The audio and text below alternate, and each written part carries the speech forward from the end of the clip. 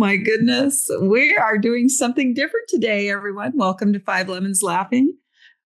I'm Penny, and I'm here today with Drusilla, Morgan, and Melissa. Dear Amanda is not with us today. She's recovering from a little fall off her horse, but she's going to have a beautiful full recovery. And so we're just sending her lots of love and light as she recovers, praying she'll be with us next week. Anyway, so welcome to the Five Lemons Laughing special series. We are starting a series today of Standing in Your Power. Over the next four episodes, we're going to shed our old stories. We're going to stop shrinking down to make other people feel better.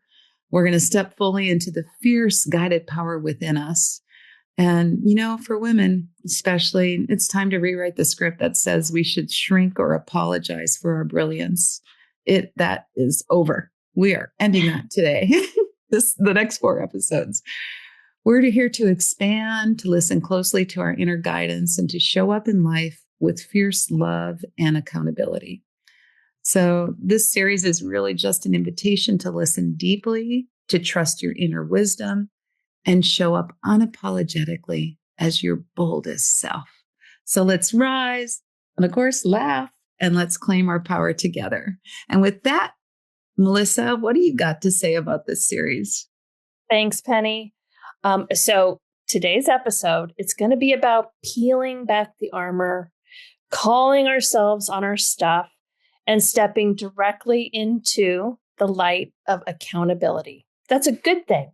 That's not a bad thing. That's a really good thing. We're dropping the excuses, shelving one thing that I've used for years and years and years, which is the poor me story. And we're going to lovingly escort that victim story right out the front door. Because here's the truth. Life is not happening to us. It's happening for us and through us. So this is a call out and a call in. The universe is not random, and you may not believe it, but your guidance is real, and it's just for you. And it has all your answers, everything you're looking for. It's the same presence that whispers through these big, grand moments or makes these big things happen on our planet. It is speaking to you now, and it guides you if you dare to listen. It is there, I promise. It's time to stop insisting that we're lost, we're victims, we're scared, and we need to start embracing the wisdom that we have within. So get off the wood. Someone needs the cross. It's time to listen and claim your guidance and show up in your brilliance. Morgan? Yes. Okay. Well, let's get into it then. So where are you letting old stories run the show? Are you partnering with your higher power and trusting your intuition, or just leaning into that story that you're a victim, clinging to that old, tired, worn out script? And are you ready to let that story go once and for all? So ladies, I'm putting it to you. What would it feel like to fully release the victim story? And when you think about letting go of that story, do any fears or attachments come up around that? Sure. Duh. Yeah. I mean, I was kind of behind this series because literally in the last month or so, honestly, it was like a wake-up call. I was just like, wait, I don't need to use these stories anymore. Why do I come into some conversations with this victim story, or like, oh, this is how I was raised, and then this is how I'm doing it now. And I started hearing myself and going, whoa, whoa, whoa, I'm done. This is done. So I'm hoping that this happens for other people. And I am hoping especially it happens for much younger women, that they don't have to wait till they're 55 or in their 50s or whatever, when sometimes it's a menopause kick in where you're like, you let go of all that's the stuff. And so you kind of like, I'm not going to take that shit anymore. But hopefully it happens for everyone. And you just, like, for me, I just realized these stories were becoming my crutch. I just was bringing them in and everything I talked about. So I don't want to do that. Great. I'm thankful that I had all the things that I've had in my life to teach me. I would never be here unless I was there. But I'm ready to be here in the present, with a lot of gratitude in the present, and to give up the stories. Amen, Melissa. Yeah. Yes to that, Melissa. Yes. Yay. Yeah. I'll write on your shirt tails. Any day. Yeah. I'll have to say that I feel the same in relation to my marriage.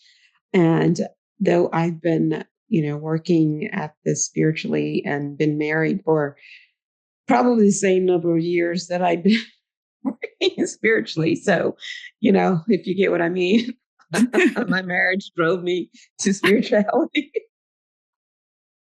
I love it. So but it has been just this year that I think I finally was able to let go of the story that my husband had to be a bad person for me to be a good person. Like, I really could not get it. I understood that was the attraction, that he was a bad guy, that all men are bad. And that confirmed my attraction to him was a confirmation for me. But I still didn't get what part of it I was holding on to. And it was that it took him to make me feel like I was a good person instead of knowing that I was, inherently I'm a good person. And it wasn't until recently that I was able to truly let go of that and to be able to have a more authentic relationship with my husband. Oh, that's Yay. a powerful awareness, Drusilla. Yeah. Yeah. And I'm sure when you had your whole life through other relationships, right, and created your other relationships, this marriage, all the ups, all the downs, what made you decide, like, plant your flag and say, this is it, I'm done with this? Well, my marriage was on the brink of ending pretty much. And I was able to just say, well, let me just release the marriage and not holding an attachment to the outcome of it. And it wasn't until I let go of the attachment that I was able to focus just on me and my role in the marriage, and to understand that whatever was happening in the marriage wasn't happening to me. It was what I was asking of the universe to bring to me so that I could heal that part of myself that felt like worthless without him, me making him seem like a bad person. Yeah. Yeah.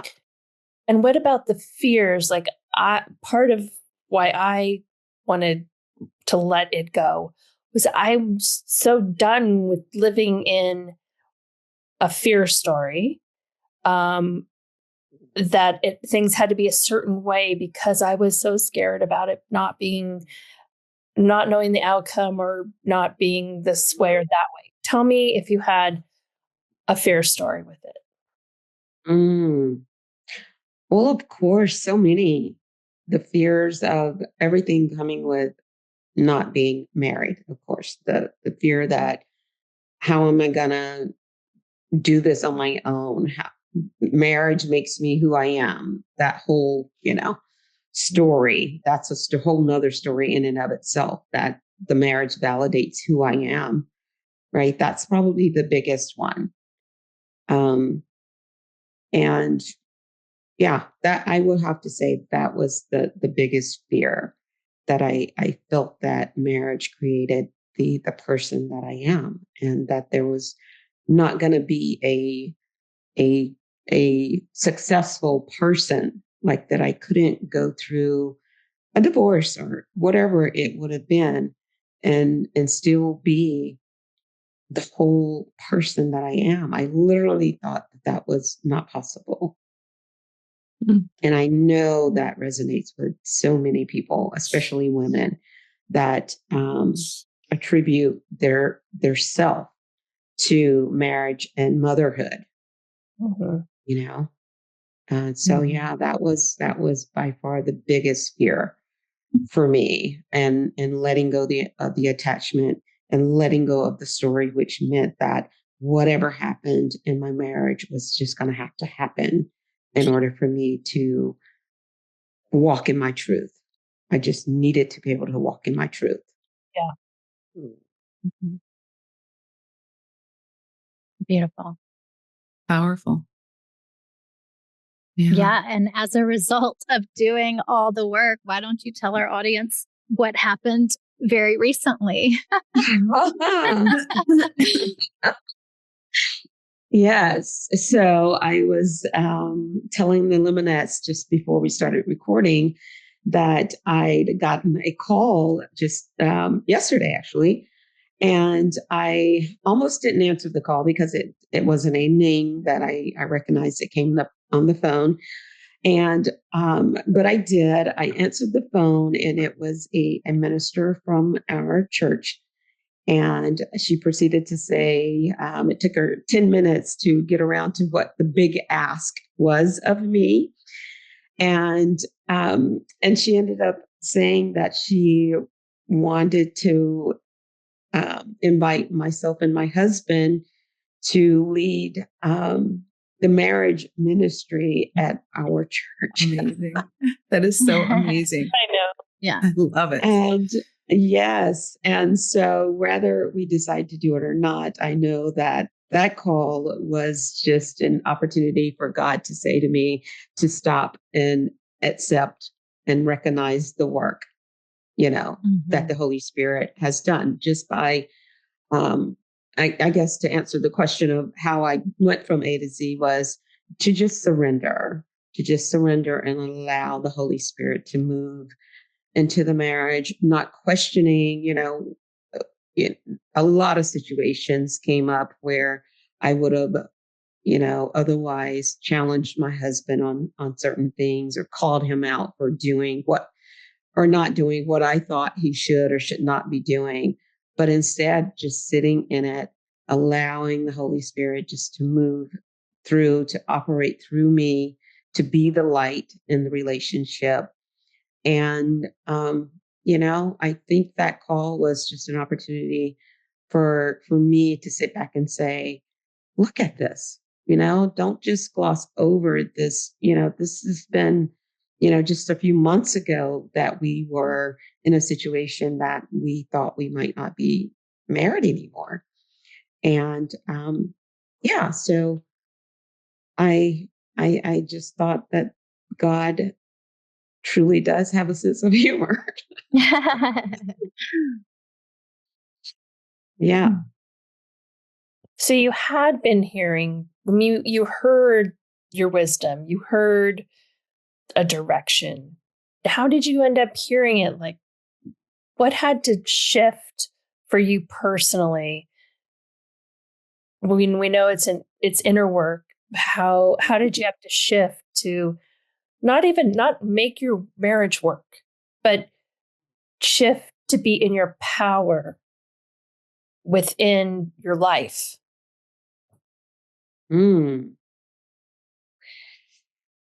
I just felt that between my marriage, my career, and even financially, that everything was just bumping up against, it's all coming to a head. And I just felt like I was going to suffocate and not be able to move forward if I didn't.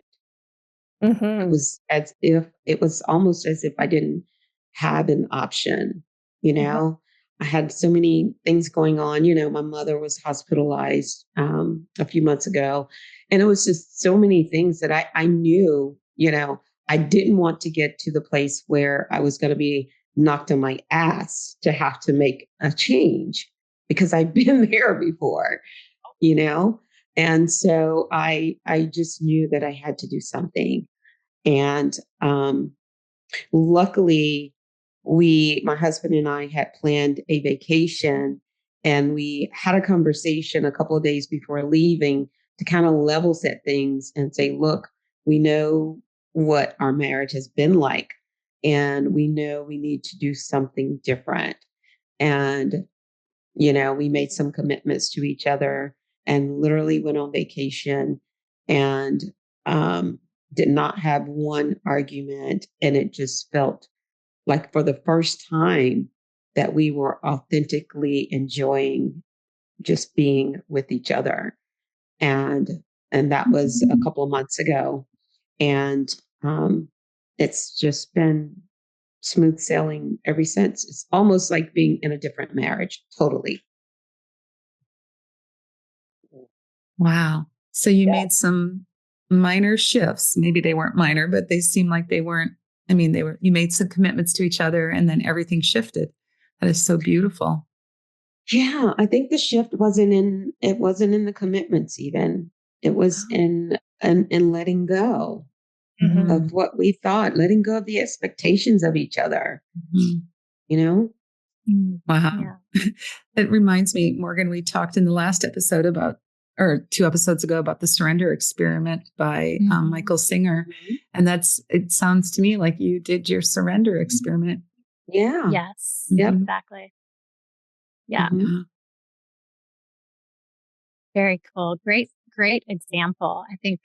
I think that is probably the most common example. Like we feel personally affronted by other people. Like that's the way victimhood shows up in most people's lives. It's other people making us feel like a victim, making us feel. They're doing it to us, right? They're doing it to us. Mhm. Yeah. They're the bad guy. We're the good guy. Yeah. What's coming up for me recently, and I've had my share of that and I continue to experience that, but I am more aware of it. And I like to think that I more quickly come back to like recognizing what's happening and choosing, the other way.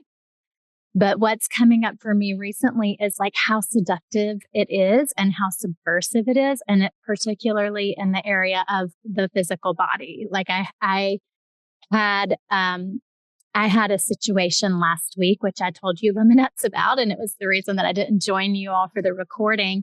And it was a discomfort thing. And I just loved telling the story to everyone, to my husband, to anybody that I encountered.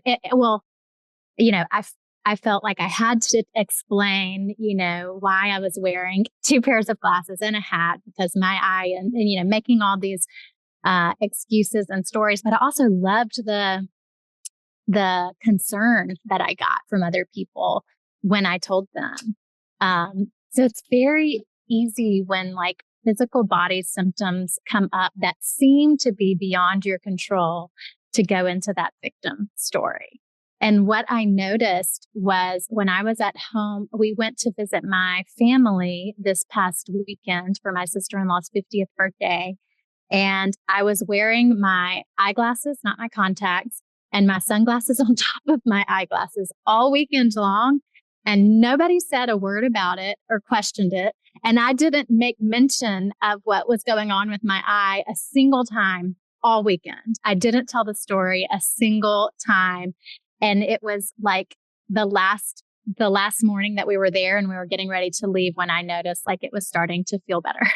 It was like I like let go of the joy and the pleasure of being a victim and telling my story that I started to feel like it was on the mend. So it's just funny how that happens. But then I'm so inspired by Amanda's example because she shared in our group chat about falling off of her new horse, Carson. And her attitude was just so like surrendered, going back to that word. She just said, knowing somehow that this is for the highest and best because this is what's unfolding. And I'm leaning into wholeness and my divine perfection. She didn't go into like a big story about it. She just said, this is what happened. This is the truth. And that's that. Well, and you know what's so amazing about that too, Morgan, is that um, when we do go into this story, we start getting a little bit of feedback on how we should correct whatever's going on. Yeah. Like I have do. a hip injury right now, and everybody's telling me what I should be doing to repair it. And I have my plan. and, and so it's like, I love that you decided not to say anything about your eye to your family, and they didn't even make a big deal about it. And so, yeah, that's really powerful. So, Yeah. Yeah. I think about the girl, I think it was last summer. It might have been the summer before, but down in Santa Rosa Beach, where I sometimes live, a girl was attacked by a shark. Two girls were attacked by a shark. I think it was last summer, may have been the summer before last. And one sustained more severe injuries than the other. She lost her leg. And, you know, her story has been so remarkable and inspiring. Like her whole attitude about it. And I'm sure she in her private moments, she probably had some moments of despair and sorrow and grief and all of that. But what we all saw, the public, what was, put out on media was just her strength and her resilience and this positivity, no ounce of victimhood.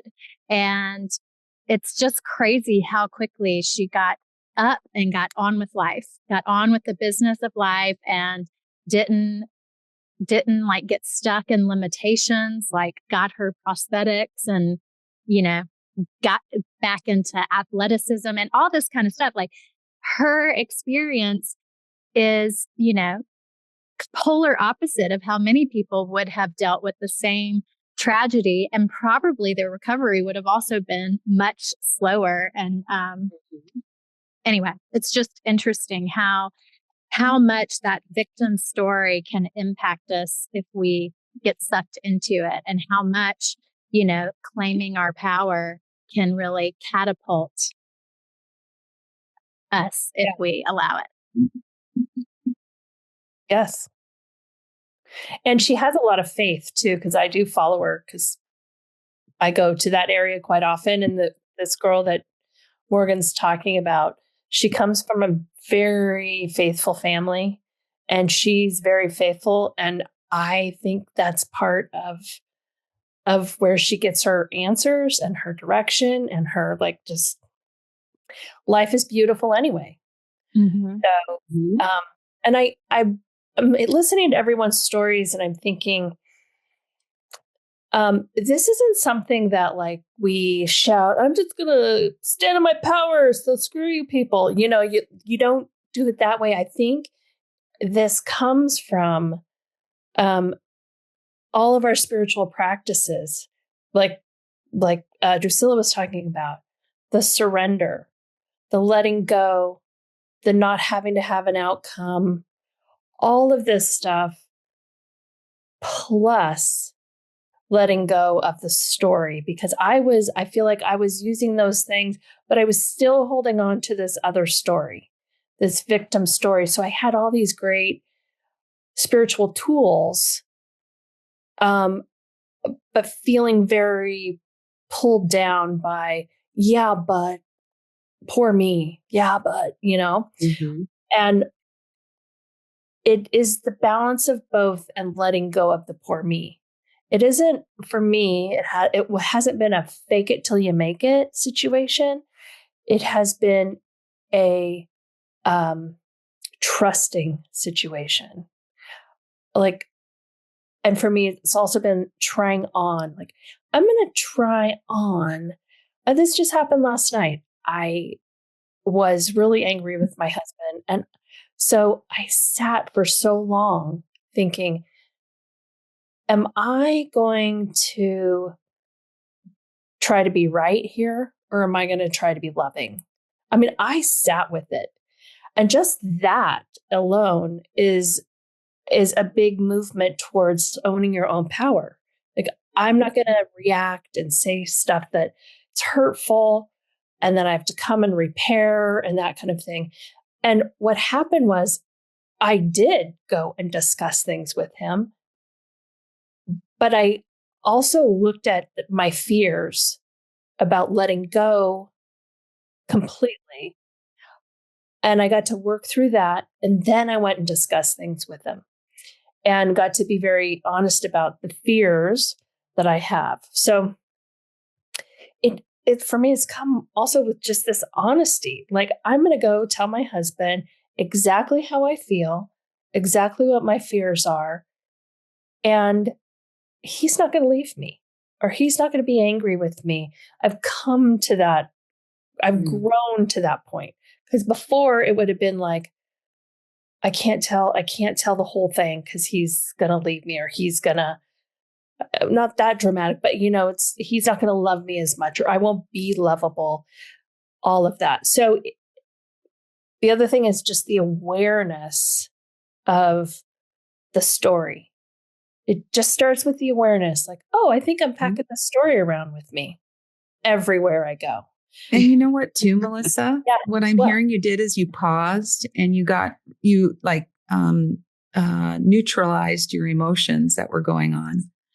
And I recently became very aware that when emotions are in the conversation, a lot of times it triggers us back to the whatever trauma, that if somebody's emotions triggers us back to maybe some old wounds or whatever, the conversation basically stops.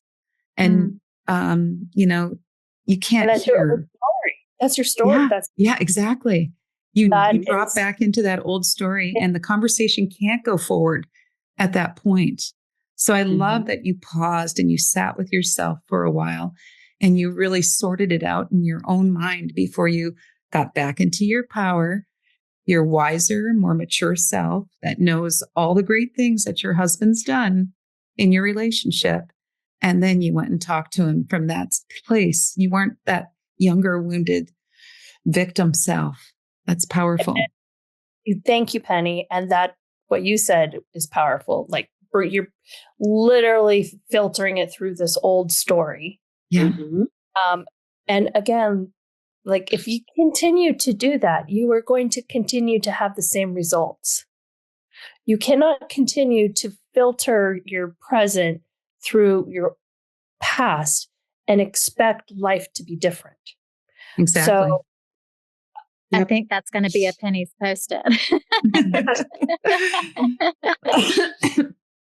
I also want to say that there was a part of me that wanted to defend myself. For me, that is what I used to think was where my power was. But it's not. Same here. Reminds me of that lesson. In my defenselessness, my safety lies. Yes. And one of my favorites. That is from the Course in Miracles. And that is exactly what I did last night. It's what we do our whole life. It's what we do our whole life. It's like we build up defenses and arguments and debates, and you can see it happening in discourse all over our country. Like, everybody has to know a little bit more than the other person so that they can defend their point of view a little bit more articulately. It's just like, it's what we've always been surrounded with and known. So it can be a tough habit to break. It seems intellectual and like important to be able to do that. But I think exactly what you said is where we think our power comes from. Exactly. I want to reiterate it. We think that being on the offense or ready for the defense is where our power is, instead of letting the present be just how it is, that person being just how they are, accepting everything just how it is. There it comes again, Melissa. I know. Acceptance. Yeah. We've been right in this conversation. Yeah. And then sitting and in the pause. And then when you can do all of that and come back to the conversation, that's when you're in your power. Not to put somebody down, but to really come representing exactly what is in your heart with love. With Yeah. love. That's the key. From love instead of fear. Yes. Yes. Yeah. Such a powerful example, Melissa. It was very powerful for me. And it was a struggle. And I'm not going to make that my old story. But you know Well, how what? about if we reframe that, Melissa, Yeah. into it was just something new. It was uncomfortable and it was So new. uncomfortable for now. Uncomfortable. Yeah. Yeah. But I knew, again, that listening to myself, my inner voice said, don't run back downstairs and give them all And you had the wherewithal to listen to that, because in the heat of the moment, I mean, you were activated and emotions were running high. And honestly, like when our emotions are running high, usually it's, we're in a different frequency than the frequency of love. So the fact that even though you were triggered into maybe anger or whatever other emotion it might have been, you still had the wherewithal to not jump in and go into reaction, but to sit and pause and wait until the dust had settled some and you had more clarity, because that clarity doesn't come when we're in that heated up, agitated state. I'm curious, Melissa, do you know what age you were that you went back to at that time? Like 18, I would say. 18. That's my Okay. first reaction. Mm-hmm. Yep. Yeah. That's interesting. And you were already with your husband when you were 18, right? No, not till I was 20. But yeah, not till you were 20. I knew him, but interesting. yes. Yeah. I'm going to lot of work times. that. I'm going to. That made my mind just blow open. I'm going to journal that a little bit. Yes. Yeah. A lot of times, if you can identify the age when you get upset and you want to just blast somebody or go into your victim story, just really think about how old that part of you is. And then really think about, okay, bring your wiser, more mature self in and just comfort that younger self and just tell that younger self about all the great things that that you can support them and find out what they need, what their feelings are and what they need, and just guide them that we don't have to do it this old way anymore. Right. I'm here. I've got a lot of great wisdom now, and I can guide this in a different direction than what that old tired victim story that we go into. Yeah. And even while you're saying that, Penny, I think even while I do that and I may be listening to an old story, an old 18-year-old tape being played, right? I don't get stuck there either. I don't see what happened to me when I was 18. And I've not to bypass over that, but I have done a lot of therapy on stuff like that. So I know it, but maybe it's just needs to get some love and attention and kind of some reparenting. And then I can move on complete with that, because that's the old story coming up very inconspicuously. I'm not running down to my husband saying, I feel like an 18-year-old now, and blah, blah, blah, blah, blah, right? But that's you don't even know it. You don't even know it. That's right. But that is what is happening. Right? It's all unconscious until you become aware. That's why you want to ask yourself, how old am I right now? Oh God, I'm 5. That's not the way to deal with a marriage from a 5-year-old perspective or an 18-year-old perspective. I liked to get married when I was 5. In the schoolyard. Well, that's true. My daughter was I think she was proposed marriage in kindergarten.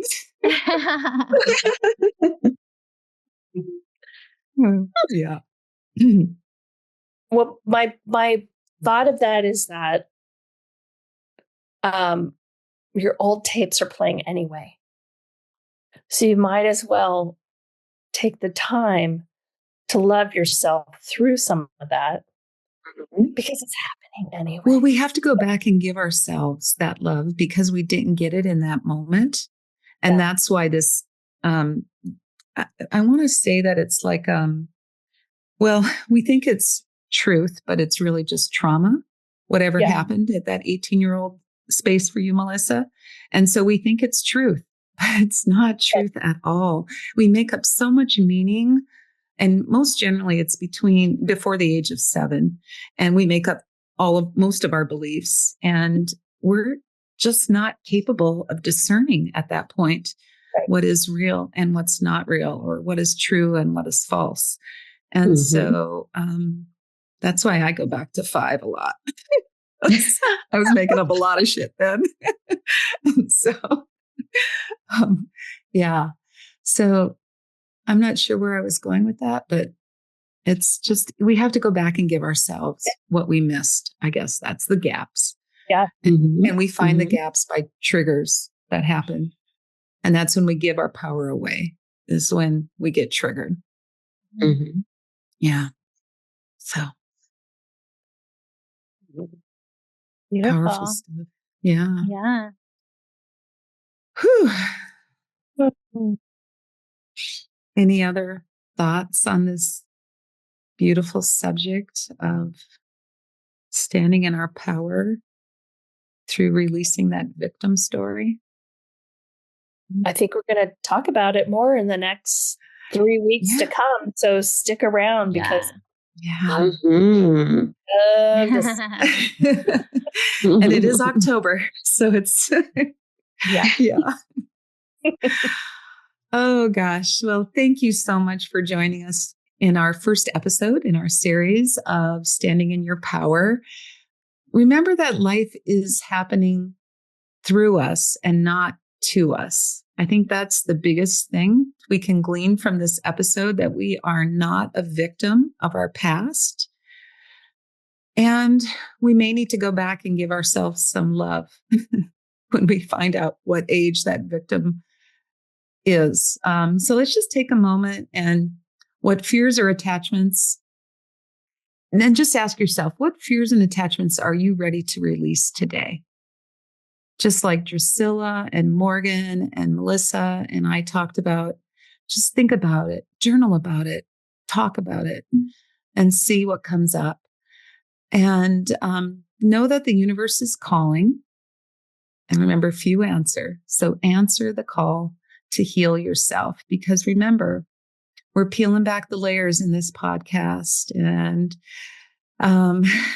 your transformation is our greatest joy.